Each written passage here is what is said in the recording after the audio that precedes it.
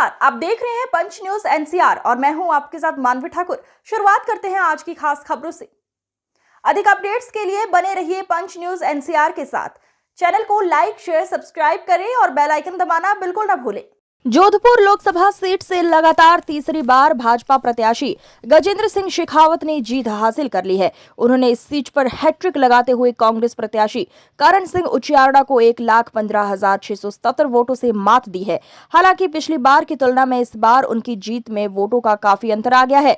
पिछले लोकसभा चुनाव में उन्होंने कांग्रेस प्रत्याशी वैभव गहलोत को 2,70,000 से ज्यादा वोटों से मात दी थी।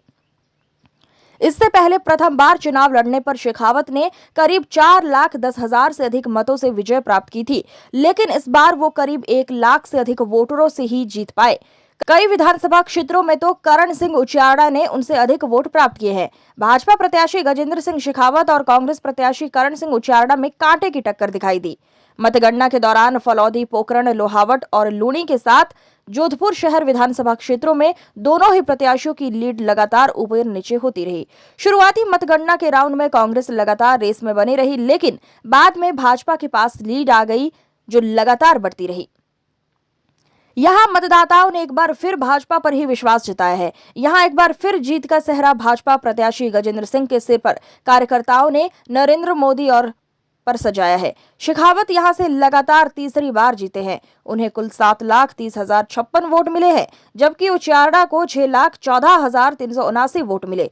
शेखावत को 1,15,677 ज्यादा वोट मिले हैं। जोधपुर संसदीय सीट से लगातार तीसरी बार जीते भाजपा प्रत्याशी गजेंद्र सिंह शेखावत को कांग्रेस प्रत्याशी करण सिंह उचियार्डा ने कई विधानसभा क्षेत्रों में मात दी है। फलौदी, लोहावट और पोकरण विधानसभा क्षेत्रों में उचियार्डा ने शेखावत से ज्यादा वोट प्राप्त किए हैं।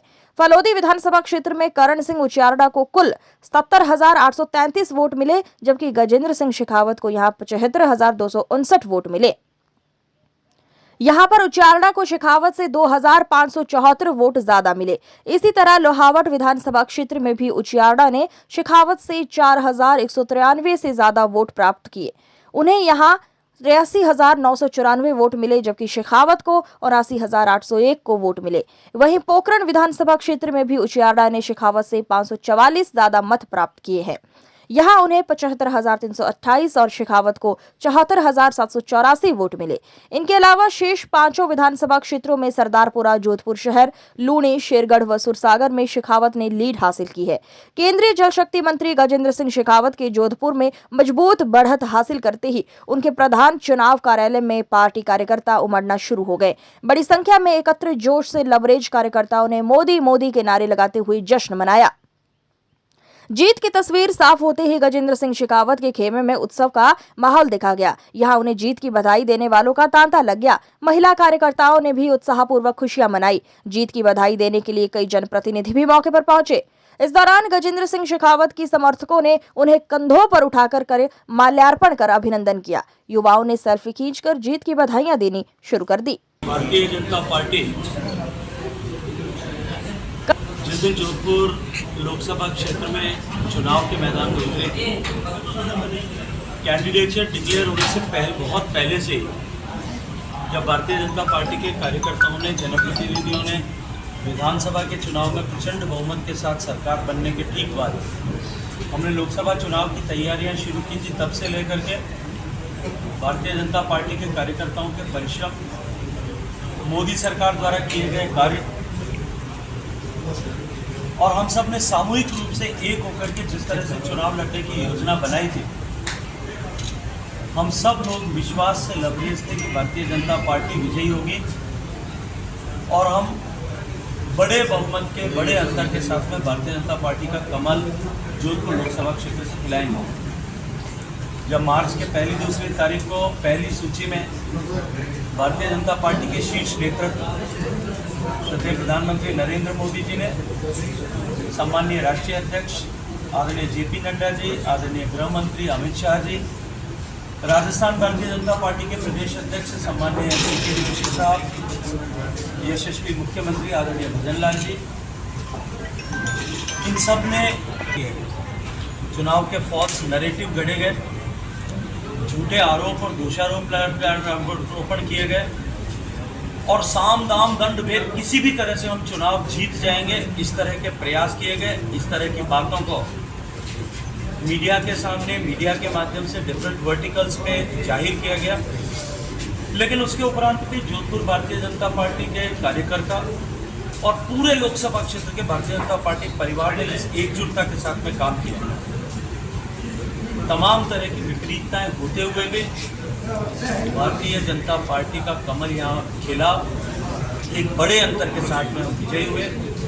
भारतीय जनता पार्टी को जनता ने एक बार फिर आशीर्वाद दिया और जोधपुर लोकसभा क्षेत्र सहित देश भर में एनडीए का कुनबा माननीय मोदी जी के नेतृत्व में बड़े बहुमत के साथ में एक बार फिर सरकार बनाने का आशीर्वाद जनता से प्राप्त कर सके।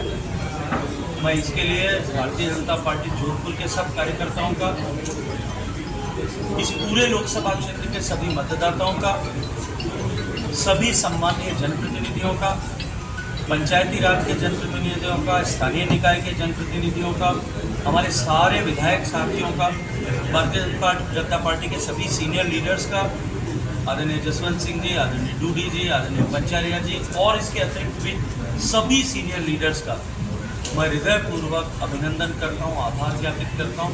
भारतीय जनता पार्टी के सभी मोर्चों ने बहुत ताकत के साथ में धरातल पर काम किया। उनके भी सब कार्यकर्ताओं का अभिनंदन करता हूँ। विचार परिवार के विभिन्न संगठनों के कार्यकर्ताओं ने भी धरातल पर अधिकतम मतदान हो, इसके लिए लोकमत परिष्कार का जो पूरा कार्यक्रम आयोजित किया, घर घर जाकर के संपर्क किया, उसके लिए भी मैं उनका धन्यवाद करता हूँ। आप मीडिया के साथियों ने भी इस चुनाव के समर में सही को सही दिखाने का साहस किया। प्रभावित करने के अनेक आप लोगों के ऊपर प्रलोभन होने के बावजूद भी आप लोगों ने ईमानदारी के साथ में पत्रकारिता की शुचिता के सारे मानदंड को बनाए रखते हुए इस चुनाव का कवरेज किया।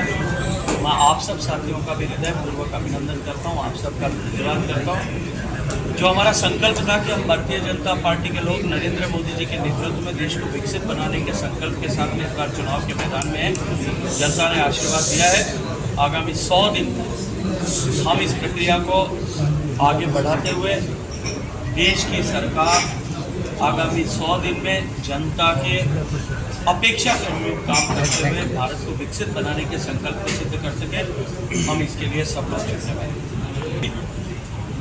जिस तरह से इस पूरे चुनाव में डिस्ट्रिक्ट एडमिनिस्ट्रेशन ने हम सब चुनाव को ठीक पारदर्शिता के साथ में हो, ठीक तरह से हो, चुनाव को कहीं बेजा प्रभावित न किया जा सके, इसके लिए जिस तरह से ईमानदारी पूर्वक काम किया है, जिस तरह से सभी का सहयोग किया, सामंजस्य के साथ चुनाव का संपादित किया, मैं उनका भी डिस्ट्रिक्ट एडमिनिस्ट्रेशन का भी धन्यवाद करता हूँ।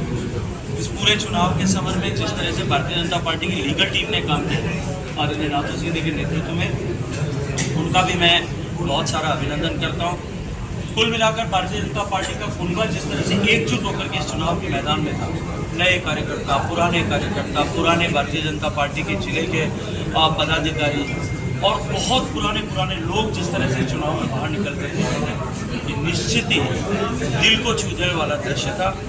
लेकिन ये मोदी का परिवार जब एक साथ इकट्ठा हुआ था तब निश्चित ही जोधपुर में तो कम से कम अपराजय हुआ। बहुत सारा एक अभी लगता है कि अगर इस विषयों पर टिप्पणी करने की दिशा में हम आगे बढ़ेंगे तो शायद बहुत सारी चीज़ें कहने के लिए हमारे पास में होंगी। संविधान को लेकर के जिस तरह की टिप्पणियाँ की गई, आरक्षण को लेकर के जिस तरह की टिप्पणियाँ की गई, अधिकारियों को फ़ोन पर दबाव बनाने को लेकर के जिस तरह की टिप्पणियाँ की गई, मुझे लगता है कि पहले उस सब के लिए अपने गिरेबान में झाँक करके कांग्रेस पार्टी को देखना चाहिए। कम से कम इन परिणामों के बाद में ईवीएम पर संदेह पैदा नहीं होगा, ईवीएम पर टिप्पणियाँ नहीं की जाएगी, वरना कल रात को उसकी शुरुआत हो चुकी थी।